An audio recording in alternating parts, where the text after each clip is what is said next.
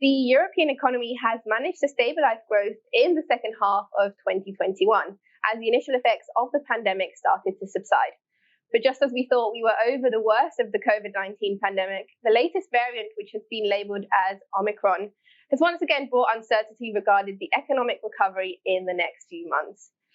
The prospects of tighter monetary policy from the ECB were already shaky at best, and even with reassurance from central bankers about the potential limited impact of this new variant on the economy, traders still struggle to see more hawkish ECB in the near future. Joining me today to discuss his views on what to come for the European Union and for the Eurozone in 2022 is Martin Essex, analyst at DailyFX.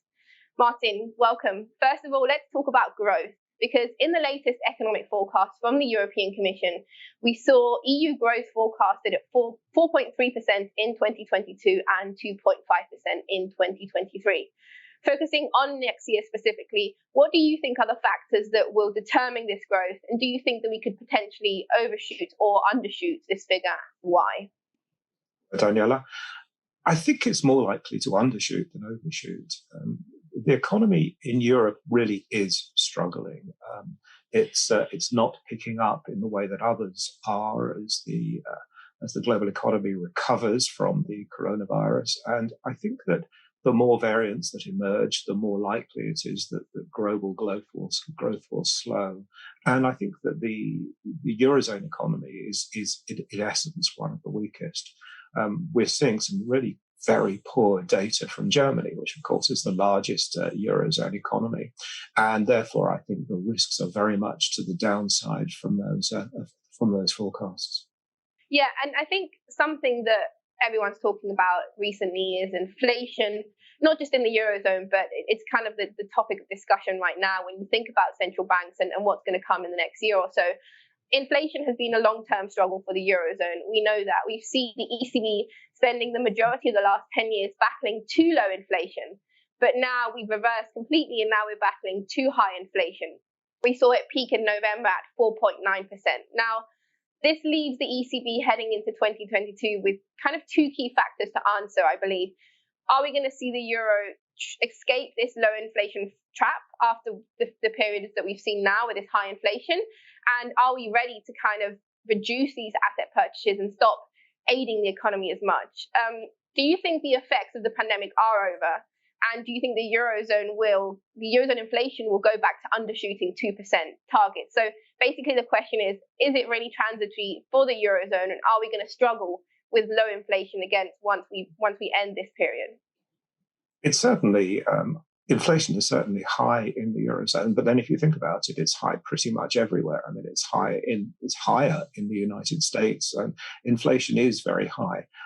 As you say, there's this word transitory.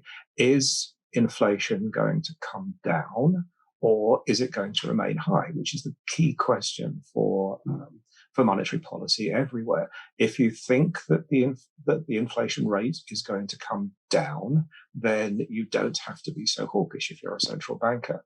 But if you think that it's going to stay high, then clearly you have to be hawkish. The truth, I think, is probably somewhere in between. There are factors that are going to reduce the inflation rate. For example, the big hike in energy prices is going to come out of the equation. On the other hand, it does seem likely that there are some elements of inflation that are going to remain sticky.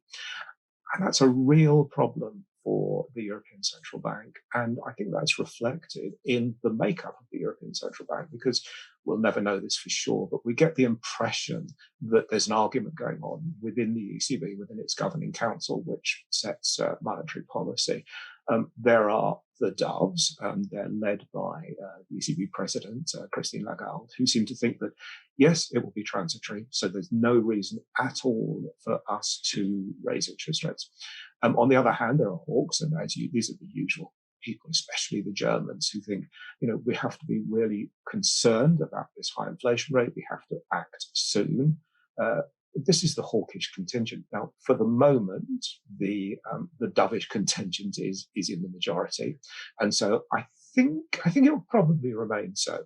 I think that you'll probably not see higher tighter monetary policy from the ECB anytime soon, and that means perhaps not for the whole of next year, unless it begins to look as though inflation really is going to stay high, in which case, yes, there will be, well, first of all, the ECB will begin cutting its asset purchases, and then finally it will start raising interest rates. But I think it's most unlikely that we'll see increases in interest rates in 2022, much more likely in 2023. Yeah, so we're talking about the ECB. I think the ECB is scared because we've seen the central bank commit a policy mistake in the past when they raised rates too early, and that's hindered growth in the process. And I think out of the most developed central banks, the ECB is probably one of the ones that's most scared of that happening. So if we look at market pricing as to what's going to happen with interest rates, we're seeing that there's definitely priced in no change until the end of 2022 and 2023, as you were saying. So I'm guessing you're agreeing that that's the fact. Markets are correctly priced, that we're not going to see much change in monetary policy, and we are expecting to see be the dovish central bank out of the most developed ones. I think one of the problems with the ECB is that their communication with the markets is really quite poor. And I think it's been especially poor since Christine Lagarde took over as president. Mario Draghi was really reasonably straightforward. We could tell more or less what the ECB was thinking. It's a little bit more complicated with Lagarde, who, after all, is not a central banker. And I think that's led to some missteps, some miscommunication.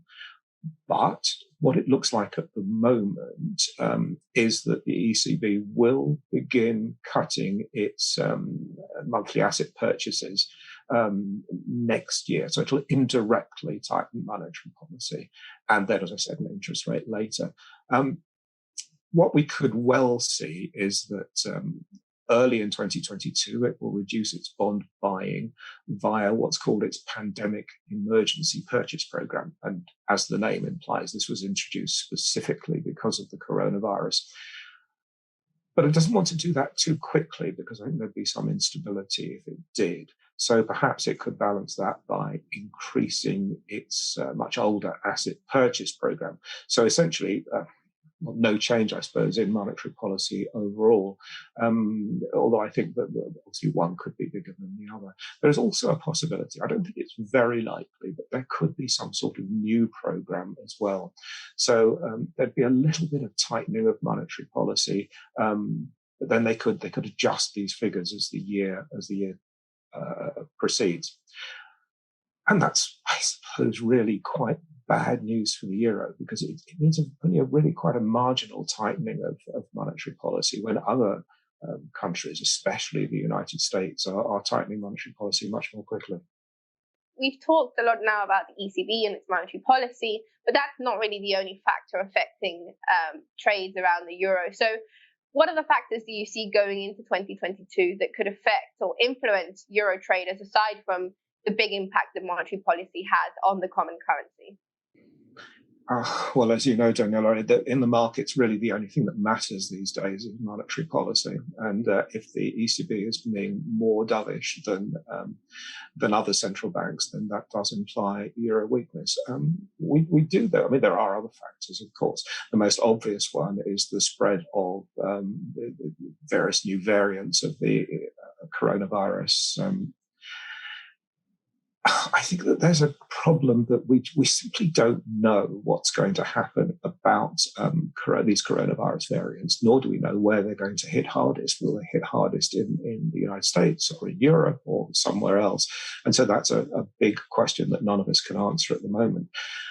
More obviously, though, there is, as I said much earlier, there is some weakness in the German economy at the moment. And we need to find out whether this weakness will continue whether Europe will continue, in other words, to lag behind the other major economies.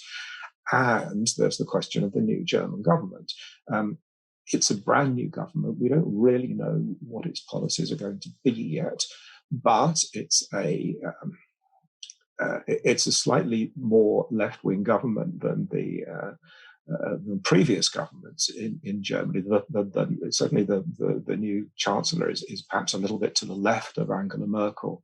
And so I think there is a possibility that it will start throwing more money at the German economy to try and increase growth. And therefore, there is a possibility that monetary policy will have to be tightened to offset that. And finally, let's have a look at the actual markets, because despite a lack of strong momentum in euro dollar, the pair still managed to keep a descending trend over the last 6 months or so, dropping from around 122 to 112 during that time. What are your views on the pair in the first few months of 2022? And are we likely to see a return to those lows seen at the beginning of 2020, possibly even sub 110? As you say, there's a strong downward trend in euro dollar. And from a technical perspective, once there's a trend, it's likely to continue. None of the sort of reversion to mean that economists talk about. So the decline started around mid-May, and it's been going firm ever since. Clearly 122 bound down to 113, 112 at the lowest is a huge fall, and you might expect some sort of consolidation. But I just can't see what is going to prompt a euro dollar rally.